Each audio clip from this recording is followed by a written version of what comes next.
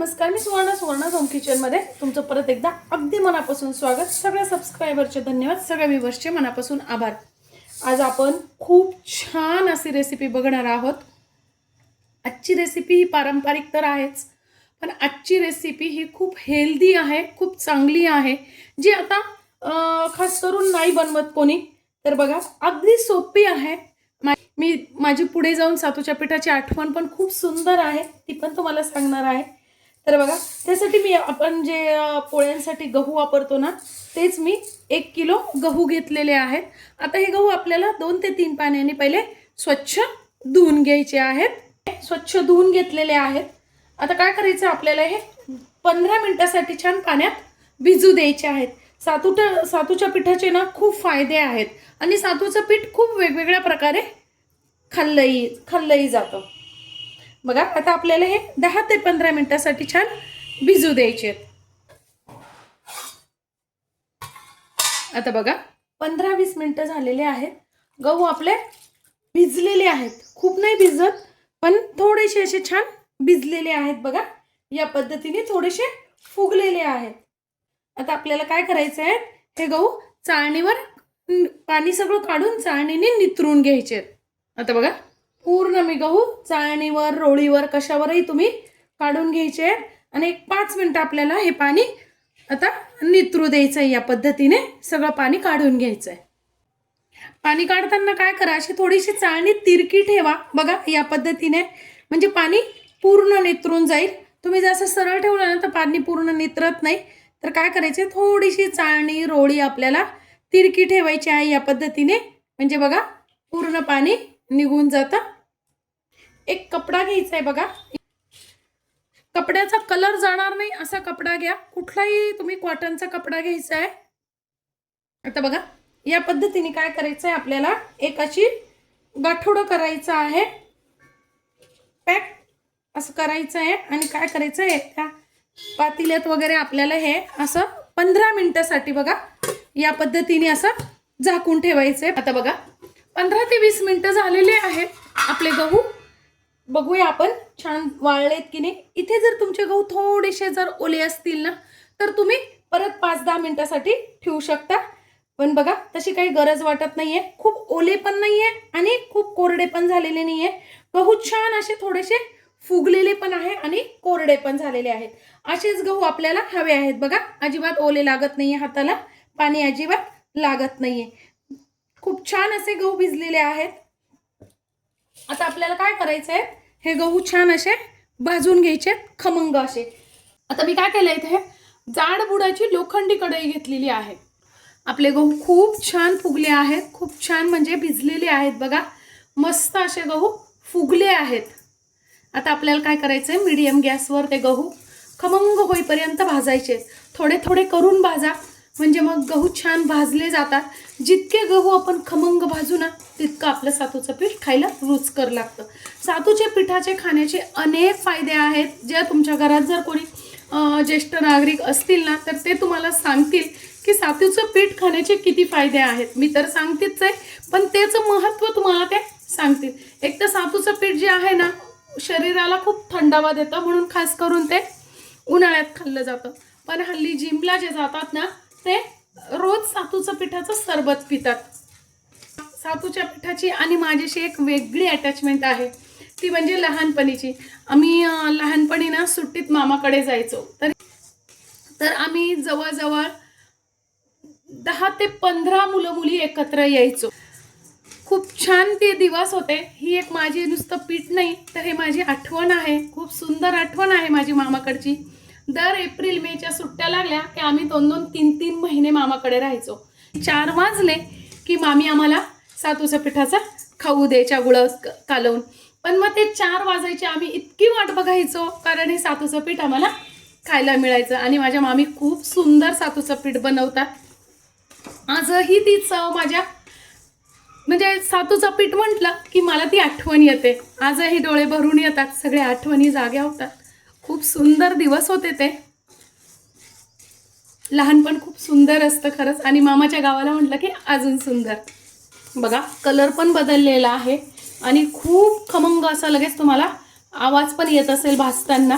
खमंग असे भाजलेले आहेत. एखादा तोंडात टाकून बघायचा आहे.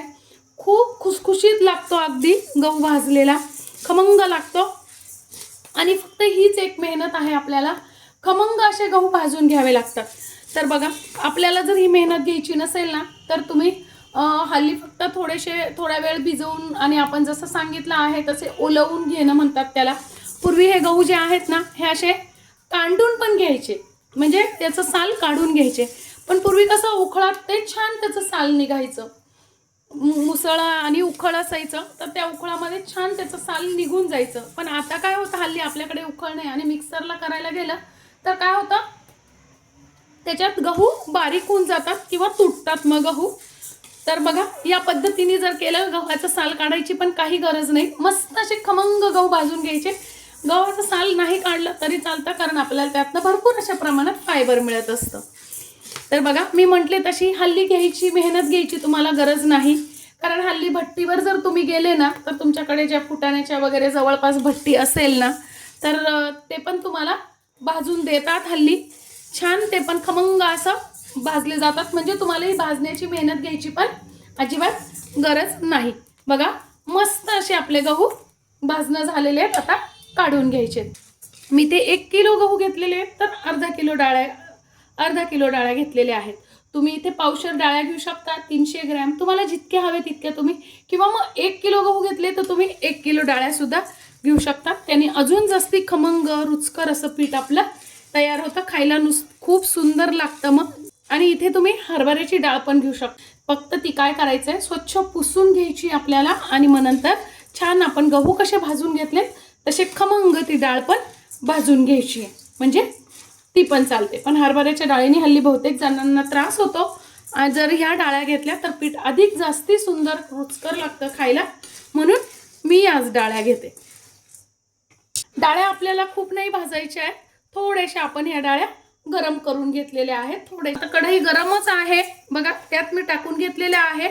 2 चमचे मी जिरे घेतलेले आहेत. त्यानंतर मी घेतलेली आहे इथे सुंठ घेतलेली आहे 20 ग्रॅम. एक जायफळ घेतलेलं आहे आणि 10 ते 12 वेलची घेतलेली आहे, हिरवी वेलची सालासहज घेतलेली आहे. आता हे आपल्याला 1-2 मिनिटं छान भाजून घ्यायचंय. सुंठ मी थोडीशी फोडून घेतलेली आहे, म्हणजे जेव्हाच गिरणीत बारीक करायला देऊ ना, तर ती छान बारीक होते. खूप सुंदर वास येतोय. वेलची पण छान फुगली आहे. जायफळ पण भाजलं गेलेलं आहे. आता आपल्याला हे काढून घ्यायचंय.